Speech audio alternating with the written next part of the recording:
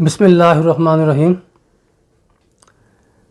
तमाम तारीफ़ें अल्लाह करीम जल्ल जलालहू व मन वालों के लिए कि जो बिलाशुबा कुल का खालिक, कुल का मालिक और कुल का राज़िक है। और लामुतनाही दरूद व सलाम उसके प्यारे हबीब हज़रत मोहम्मद मुस्तफ़ा अहमद मुस्तफ़ा सल्लल्लाहु ताला अलैहि वालैहि वसहबिहि बारिक वसल्लम पर कि जो बिलाशुबा रहमत लिल आलमीन है। अस्सलातु वस्सलामु अलैका या सय्यदी या रसूलुल्लाह वाला आलेका व सहाबेका या सय्यदी या हबीब अल्लाह। मौज़ूद नाज़रीन व सामीन,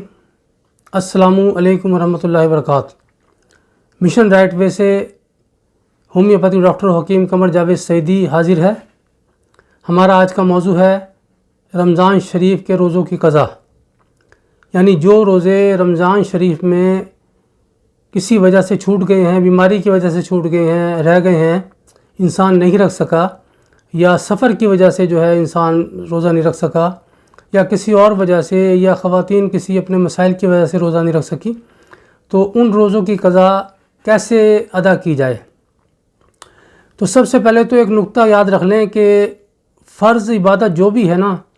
वो मस्ट है, उसकी अदायगी, उसका पूरा करना हर सूरत में ज़रूरी है, उससे जान नहीं छूट सकती हमारी। बाकी अल्लाह ताला तो गफ़ूर रहीम है, वो तो गुनाहगारों को भी जो है वो बख्श देता है और सारा कुछ उसके इख्तियार में है। लेकिन जो कायदा है, जो मकसद इस्लामी तरीक़ेकार है, उसके मुताबिक यही है कि फ़र्ज़ जो जितनी भी इबादतें हैं उनका अदा करना बेहद ज़रूरी है। मिसाल के तौर पर फ़र्ज़ नमाज जो है अगर किसी की छूट जाती है, उसको दोबारा लौटाना, उसका क़ज़ा करना, अदा करना वो बहुत ज़रूरी है। इसी तरीके से अगर किसी पर ज़कात फ़र्ज़ है और वो किसी वजह से नहीं दे सका, तो उसको हर सूरत में ज़कात की अदायगी करनी पड़ेगी। इसी तरह से हज किसी पर फ़र्ज़ हो गया, उसके पास इतना पैसा है कि सारे उसके जो काम हैं वो होकर, और उसके पास इतना पैसा बचा हुआ है कि वो हज जो है आसानी से कर सकता है और वो नहीं करता, तो ये उसके ऊपर हज जो है फ़र्ज़ रहेगा जब तक वो उसको अदा नहीं करेगा। तो इसी तरीके से रोज़ा जो है वो भी फ़र्ज़ ऐन है, तो इसका छोड़ना जो है वो किसी सूरत में भी दुरुस्त नहीं है, सिवाय उनके जो इसमें शरीयत ने उस वक्त इजाज़त दी है कि अगर बीमार है तो बाद में क़ज़ा कर ले, या सफ़र में है तो बाद में उसकी अदायगी कर ले। इसी तरह ख़वातीन उसकी बाद में अदायगी कर सकती हैं। तो रोज़े जिनके छूट गए हैं वो रोज़े, पहली बात तो यह है कि जितनी जल्द हो सके रख लें। रमज़ान शरीफ के गुज़रने के बाद शवाल मुअज़्ज़म का जो है माह मुबारक शुरू होता है, और इस माह में जितनी जल्दी हो वो रोज़े रख लिए जाएं, क्योंकि इंसान की ज़िंदगी का भरोसा नहीं है, तो जितनी जल्द उनको अदा कर लिया जाए बेहतर है। बाकी हमारे पाकिस्तान में मैं पहले भी कहा करता हूँ कि जो मसालिक हैं वो ख़ास तौर पर 4 मसलक जो है ना वो पाकिस्तान में राइज हैं। उसमें अहले सुन्नत हैं, अहले सुन्नत में फिर बरेलवी हैं, और फिर सुन्नी कहलाते हैं वो भी देवबंद हज़रात हैं, और अहले हदीस हैं, और जनाब अहले तशी या फ़िक़्ह जाफ़रिया से ताल्लुक़ रखने वाले लोग हैं। तो मैं कोशिश करता हूँ कि जब भी कोई वीडियो बनाऊँ, आप तक कोई बात पहुँचाऊँ, तो कोशिश मेरी तमाम तर होती है कि चारों फ़िक़्हों का मुताला मैं एक बार कर लूँ। तो मैंने अपने तौर पर काफ़ी मुताला किया इसका, और उससे मैंने यह अख़ज़ किया है कि रोज़े जो हैं रमज़ान शरीफ के जो छूट जाएँ, वैसे तो ज़िंदगी में आप कभी भी अदा कर सकते हैं, यानी पूरा साल आपके पास पड़ा हुआ है, उसमें आप अदा कर सकते हैं, कोई ममानियत नहीं है, कहीं ये नहीं आया कि आपने फ़ौरन अदा करने हैं। लेकिन ज़िंदगी का भरोसा नहीं है, तो ज़िंदगानी का सफ़र कभी रुकता नहीं, मौत भी किसी वक्त भी आ सकती है, तो इसीलिए जितनी जल्द हो सके इनको अदा कर लिया जाए। और अब सवाल ये आता है कि कुछ लोग कहते हैं कि रमज़ान मुबारक के बाद माह शवाल शुरू हो जाता है,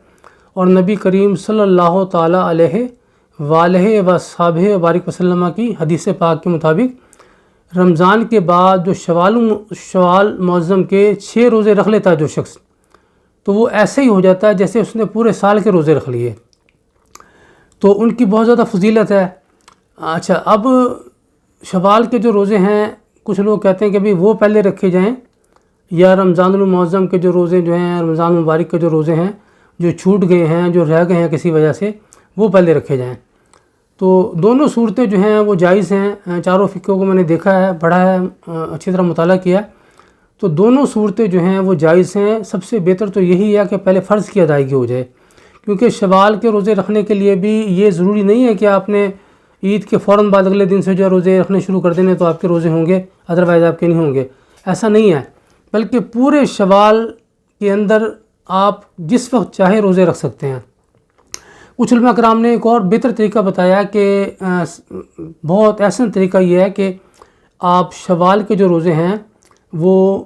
5 دن کے وقفے سے ایک ایک روزہ رکھ لیں۔ اس طریقے سے کیا ہوگا کہ آپ کے 6 روزے جو ہیں 6 پنجا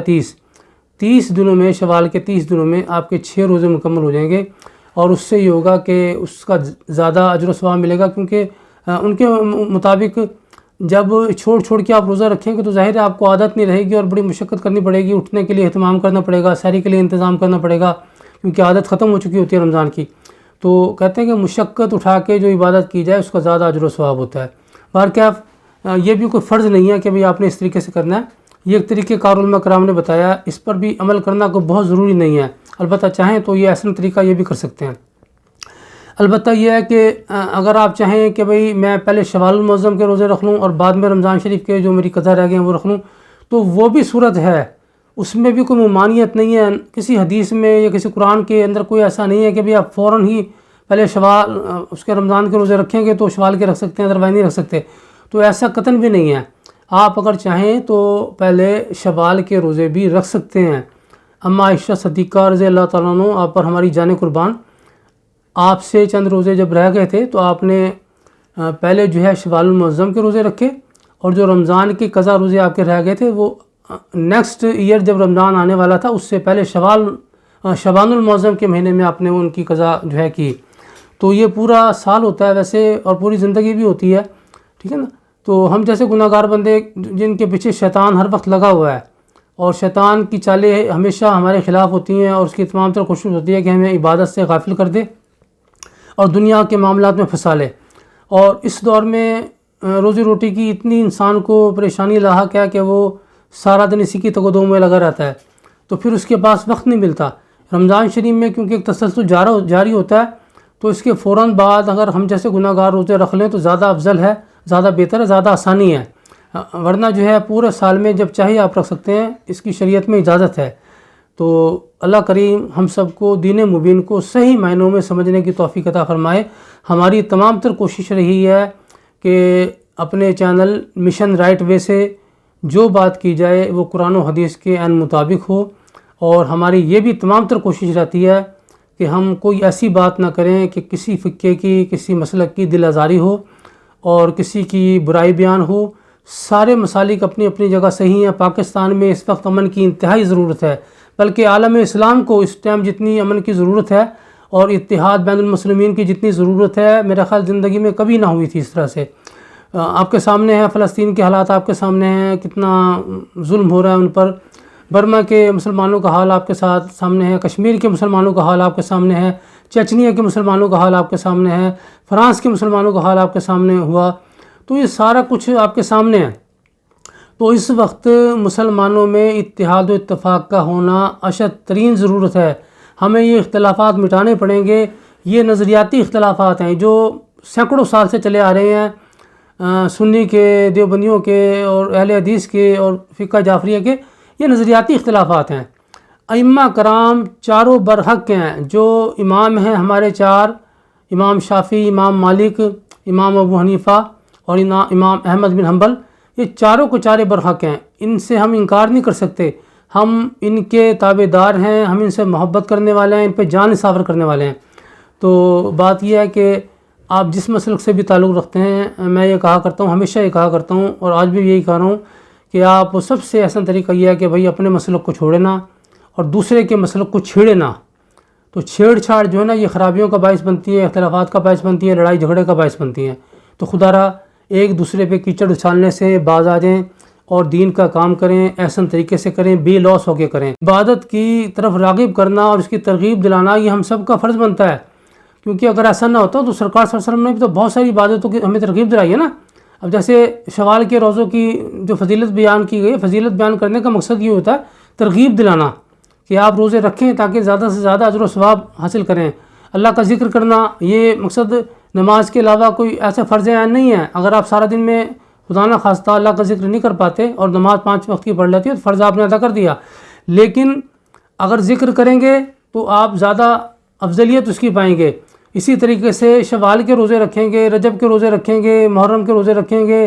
ربیع الاول شریف میں روزے رکھیں گے تو ان کا اجر و ثواب پائیں گے۔ تو اس لیے ہمیں دین کے پھیلانے کے لیے اور عبادات کی طرف لوگوں کو متوجہ کرنے کے لیے ترغیب دلاتے رہنا چاہیے۔ اللہ تعالیٰ ہمیں صحیح معنوں میں دین مبین کا کام کرنے کی توفیق عطا فرمائے اور ہمیں دین سے اور اپنی ذات سے مخلص کر دے تاکہ ہم